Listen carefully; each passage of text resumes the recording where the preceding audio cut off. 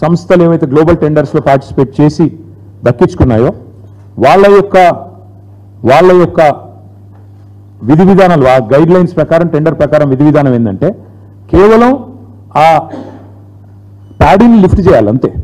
అంతవరకు వాళ్ళు ఏ లావాదేవీలో కానీ ఇంకో దానిలో కానీ ఇన్వాల్వ్ కావడానికి లేదు.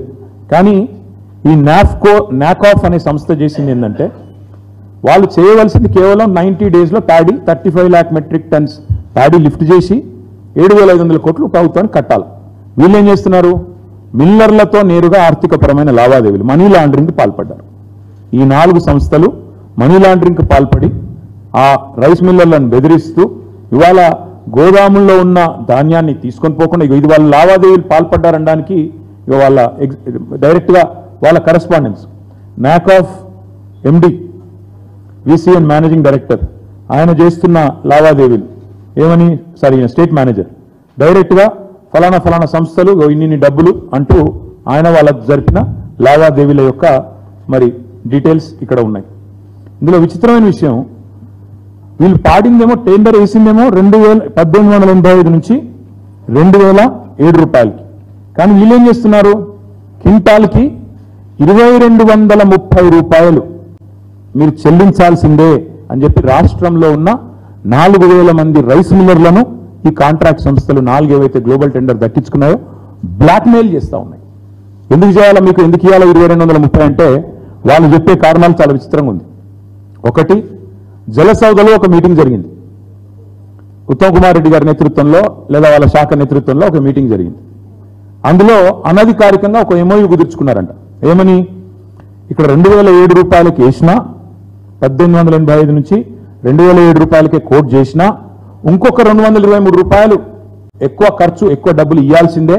ఎందుకంటే సిఎంపీసీ ఖర్చు అయింది, ఢిల్లీకి పోవాలి, ఎలక్షన్స్ ఉన్నాయి కాబట్టి క్వింటాలకు 150 రూపాయల నుంచి 223 రూపాయలు అదనంగా చెల్లించి తీరాలే అని ఒత్తిడి చేస్తూ మీరు ఒకవేళ కనుక సహకరించకపోతే మీ మీద విజిలెన్స్ దాడులు జరుగుతాయి, జీఎస్టీ దాడులు జరుగుతాయంటూ ఇవాళ రాష్ట్రంలోని రైస్ మిల్లర్లను ఈ 4 సంస్థలు మరి భయభ్రాంతులకు గురి చేస్తూ ఉన్నారు. ఇంకొక బంపర్ ఆఫర్ కూడా ఇస్తున్నారు. మీరు కనుక మేము చెప్పినట్టు క్వింటాల్కు 223 రూపాయలు ఎక్స్ట్రా ఇస్తే మేము ధాన్యం లిఫ్ట్ చేయకపోయినా చేసినట్టు మేము కాగితాలు సృష్టిస్తాం, మేము చూసుకుంటాం అని చెప్పి వాళ్ళు క్లియరెన్స్ కూడా ఇస్తామని చెప్పి బంపర్ ఆఫర్ ఇస్తా ఉన్నారు ఈ 4 సంస్థలు. అంటే అక్కడ ధాన్యం లేకపోయినా ఉన్నట్టుగా మేము క్లియరెన్స్ ఇస్తాం, లిఫ్ట్ చేయకపోయినా చేసినట్టు మేము చూపెడతాం, మీరు చేయవలసిందల్లా క్వింటాల్కి 223 రూపాయలు అదనంగా మీరు మాకు ఇవ్వాలి అని చెప్పి మనీ ట్రాన్స్ఫర్ కోసం మిల్లర్ల మీద ఇలా పెద్ద ఎత్తున మరి ఒత్తిడి తెచ్చి భారీ స్థాయిలో నగదు బదిలీ ఇవాళ జరిగిందనేది మాకున్న సమాచారం, మాకున్న మిల్లర్ ఫ్రెండ్స్ కానీ ఇతరత్ర కానీ. దాదాపు 35 లక్షల మెట్రిక్ టన్నులు ఇంటూ 223 రూపాయలు, 35 లక్షల మెట్రిక్ టన్నులు ఇంటూ 223 రూపీస్ వేసుకుంటే యావరేజ్గా 200 వేసుకోండి, 185 223 అనే గందరగోళం లెక్క పక్కన పెడితే 35 లక్షలు ఇంటూ 200 700 కోట్ల అదనపు డబ్బులు, అదనపు క్యాష్ మనీ లాండరింగ్ ద్వారా ఈ సంస్థలు మిల్లర్ల దగ్గర వసూలు చేస్తూ ఉన్నాయి. అసలు నిజానికి ఈ కాంట్రాక్ట్ పొందిన 4 సంస్థలు చేయాల్సిన పని ఏంటి? కేవలం ధాన్యం లిఫ్ట్ చేయాలి, 90 రోజుల్లో పూర్తి చేయాలి, చేయకపోతే ప్రభుత్వానికి ఏ కారణం చేతి చేయలేదో చెప్పాలి, డబ్బులు కట్టాలి, 7,500 కోట్లు కట్టాలి. కానీ వీళ్ళు ఏం చేస్తున్నారు? వాళ్ళు టెండర్ వేసింది, వాళ్ళు టెండర్ తీసుకున్నది ధాన్యం లిఫ్టింగ్కి, డబ్బుల వసూలు కాదు. డబ్బుల వసూలుకి వీళ్ళకి పాత్ర లేదు. మరి ఇప్పుడు ఈ సంస్థ ఇప్పుడే నేను చెప్పినట్టు డబ్బుల వసూలు సంబంధించిన సబ్జెక్ట్ నాఫ్కాస్ అనే సంస్థ ఎందుకు మాట్లాడుతోంది? అసలు వీళ్ళకున్న అధికారం ఏంది? ఒక నాఫ్కాస్ మాకు లెటర్ ఉంది, మిగతా 3 సంస్థలకు కూడా ఇదే రకమైన ఉత్తర ప్రత్యుత్తరాలు మా దగ్గర ఉన్నాయి. వీళ్ళందరూ డబ్బు వసూలు మీద పడ్డారు. ఇంకొక మాట ఏమంటే అసలు సంబంధం లేని ప్రైవేట్ సంస్థలు ప్రభుత్వం తరఫున డబ్బులు ఎట్లా అడుగుతున్నాయి? ప్రైవేట్ సంస్థలు ప్రభుత్వం తరఫున డబ్బుల వసూలు ఎట్లా చేస్తున్నాయి?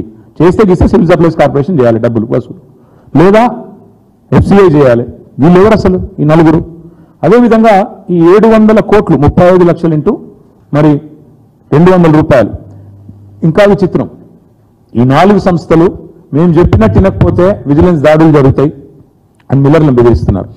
కాంట్రాక్టు ఏజెంట్ వీళ్ళు ఏవైతే 4 ఏజెన్సీలు ఉన్నాయో లిటరల్లీ వీళ్ళు ప్రభుత్వ ఏజెంట్ లాగా డబ్బుల వసూలుకు ఒక హఫ్తా వసూలు చేసే వాళ్ళు ఉంటారు కదా, ఆ టైప్లో బెదిరించే ప్రయత్నం చేస్తూ ఉన్నారు. ఇక్కడ ఆశ్చర్యకరమైన విషయం ఇందాక నేను చెప్పింది, 2100 రూపాయలకు మిల్లర్లు మేము కొంటామని సుముఖత వ్యక్తం చేసినాక కూడా 1885 నుంచి 2007 రూపాయల వరకే ఎందుకు బ్యాండ్ ఫిక్స్ చేసి నలుగురిని రింగు చేసి ఎలిజిబిలిటీ క్రైటీరియా అని పెట్టి చిన్న చిన్న సంస్థలన్నింటినీ ఎదరగొట్టింది ప్రభుత్వం.